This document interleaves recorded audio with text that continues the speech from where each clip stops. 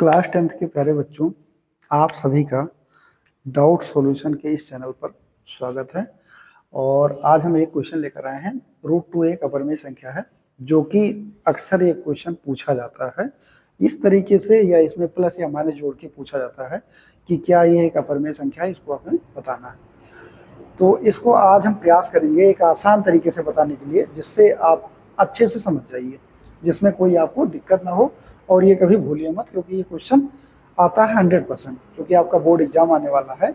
तो अब हम प्रयास करेंगे कुछ ऐसे क्वेश्चंस को लेकर आएँ, कुछ ऐसे क्वेश्चंस लेकर आएँ जिससे आप के मार्क्स बढ़ें और वो रिपीटेड क्वेश्चन हो, और जो चीज़ें ना समझ में आए उसको समझाया जाए अच्छे से।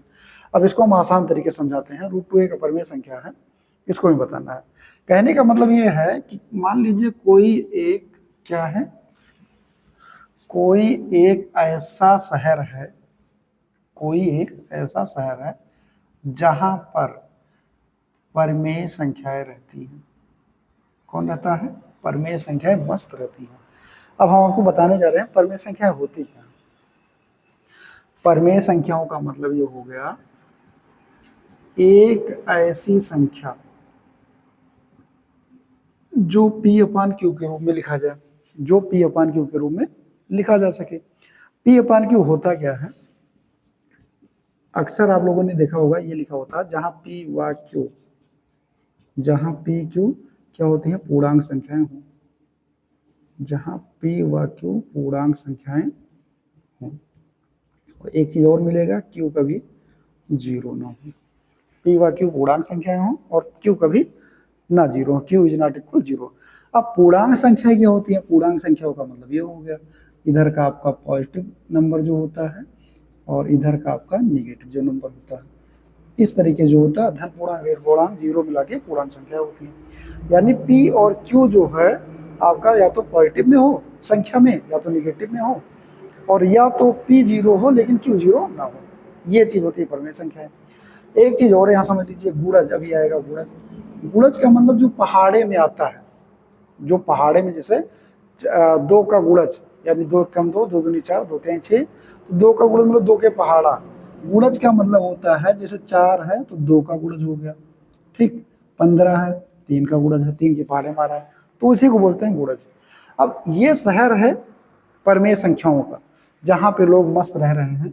4/7, 3/2, 9/5 ऐसे रह रहे हैं, ठीक है। मान लीजिए 15/18 कोई रह रहा है, तो इसको कैंसिल करेंगे तो रियल इसका जो है अपना असली रूप जो दिखाएगा तो ये 5/9 आएगा। मतलब P/Q एक ऐसा नंबर होता है जो एकदम सिंपलेस्ट फॉर्म में होगा। यानी काटेंगे पीटेंगे तो काटने पीटने के बाद में देखेंगे इसका कोई गुणज नहीं मिलता है। जैसे 5/9, 5 और 9, कोई एक ऐसा संख्या नहीं होगा जो दोनों को एक ही पहाड़े में दोनों आ रहा होगा। यानी गुणज अगर होगा भी तो केवल एक गुणज बनेगा, यानी एक का हम गुणा केवल कर सकते हैं, तो घूम फिर के वही आएगा। तो एक का गुणज माना नहीं जाएगा, एक का गुणज माना नहीं जाएगा।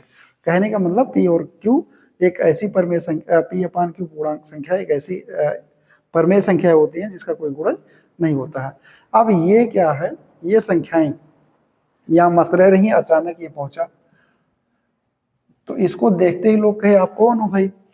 तो उसने कहा देखो हम भी एक ऐसी एक कोई संख्याएं हैं, हमारा थोड़ा सा रूप रंग अलग है, थोड़ा सा क्या है, थोड़ा सा हम दिखने में अलग दिख रहे हैं। तो इन लोगों ने कहा क्या तुम यहाँ रहोगे? तो उन्होंने कहा अगर रखोगे तो रहेंगे। तो उन्होंने कहा चलो ठीक है, लेकिन हमारे यहाँ एक चेकिंग चलता है फॉर्म का, एक फॉर्म चेक होगा, फॉर्म भरा जाएगा, उसमें आपकी एलिजिबिलिटी चेक की जाएगी। क्या चेक की जाएगी? एलिजिबिलिटी। अगर आप एलिजिबल पाए गए तब मान लिया जाएगा कि आपको यहाँ रखा जा सकता है, और नहीं तो नहीं रखा जा सकता।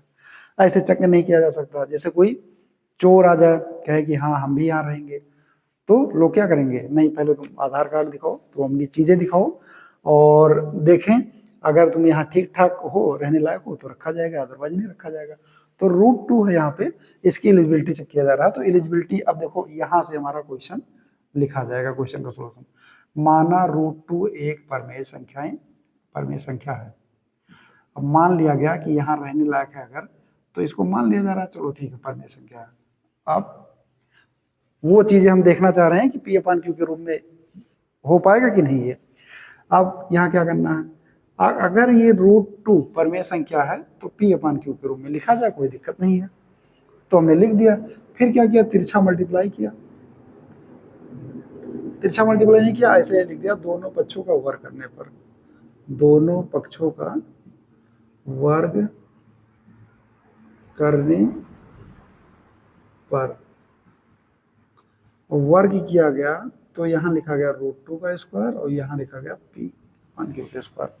अब ये √2 हो जाएगा 2 और p स्क्वायर बराबर q स्क्वायर, यानी हो गया 2q स्क्वायर बराबर p स्क्वायर। यानी यहाँ देखने पे ये पता चला कि p स्क्वायर का मान, p स्क्वायर का जो मान है 2 के गुणज के रूप में है। p स्क्वायर का मान क्या है, 2 के गुणज के रूप में है, 2 के गुणज के रूप में है।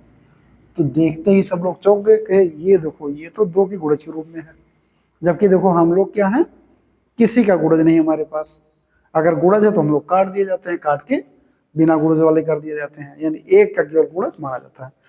तो कहा गया, तो जब ये प्रूव हुआ कि 2 के गुणज के रूप में है तो इसका मतलब मामला क्या हुआ, गड़बड़ हुआ। तो कहा गया चलो q स्क्वायर को भी देख लिया जाए।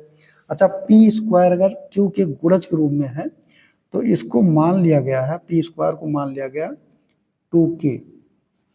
क्या मान लिया गया, 2k, क्योंकि अभी मैंने लिखा p स्क्वायर क्या है, 2 के गुणज के रूप में है, 2 के गुणज के रूप में है। मतलब ये हुआ कि 2 के पहाड़े में आ रहा p स्क्वायर, 2 के पहाड़े में आ रहा है p स्क्वायर। तो 2 के पहाड़े में आ रहा है तो हो सकता है 2 कम 2 हो, 2 दूनी 4 हो, या 2 तेईं 6 हो। तो p को हमने मान लिया 2k। अगर 2 का गुणज में आ रहा है तो 2 आगे लगाएंगे और k कोई और मान लेंगे, हो सकता है अब 2 के पहाड़े में हो सकता है 4 हो, 6 हो, 8 हो, 10 हो, कुछ भी हो। तो हमने 2k मान लिया। क्यों माना, क्योंकि अब q का चेक करेंगे, इसका p का चेक किया तो देखा गया ये तो 2 का गुणज है, एलिजिबिलिटी गड़बड़ हो रही है, इसकी योग्यता नहीं है उसके अंदर रहने की। अब 2 दूनी 4, 4k स्क्वायर बराबर 2q स्क्वायर, 2 से कट गया, 2k स्क्वायर बराबर क्या हो गया, q स्क्वायर। अब यहाँ देखा गया कि ये तो q स्क्वायर भी बड़ा खतरनाक है, यानी जो q स्क्वायर है, q स्क्वायर का जो मान है वो भी क्या है, 2 के गुणज के रूप में आ रहा है। q स्क्वायर का मान भी 2 के गुणज के रूप में है।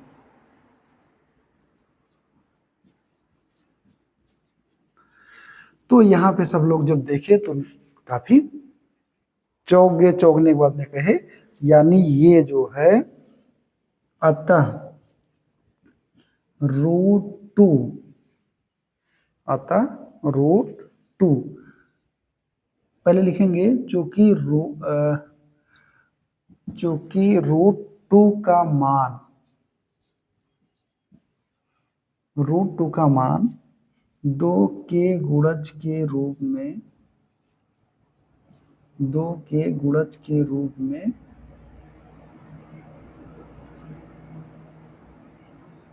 आ रहा है,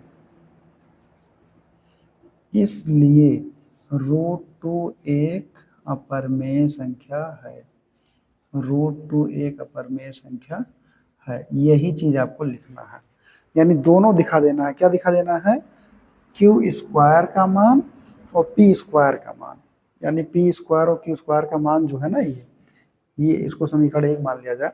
अगर यहाँ रखा जाए 2k स्क्वायर और मतलब p स्क्वायर और यहाँ पे q स्क्वायर का मान देखा गया तो यहाँ पे क्या आ रहा है, 2 का गुणज आ रहा है, जबकि यहाँ गुणज आना नहीं चाहिए था।